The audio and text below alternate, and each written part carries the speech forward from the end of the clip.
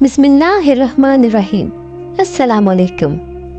ایک دفعہ کا ذکر ہے کہ ایک بزرگ کہیں جا رہے تھے۔ راستے میں کچھ بچے آپس میں بحث کر رہے تھے۔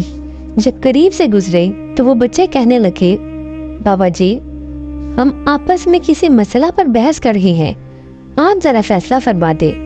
اس نے کہا، بیٹا کیا مسئلہ ہے؟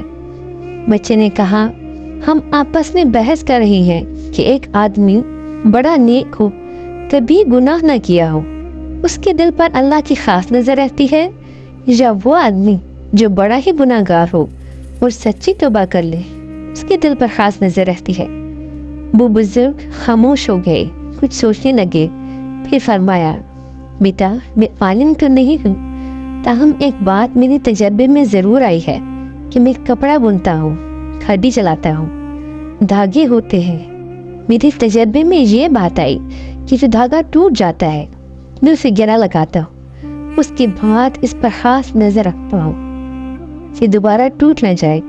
ممکن ہے جو بندہ شیطان کے راستے کو چھوڑ کر سچی توبہ کر لے، اللہ سے اپنی گاٹھ باندھ لے، اس کے دل پر اللہ کی خاص نظر رہتی ہو کہ یہ بندہ دوبارہ ٹوٹ نہ جائے۔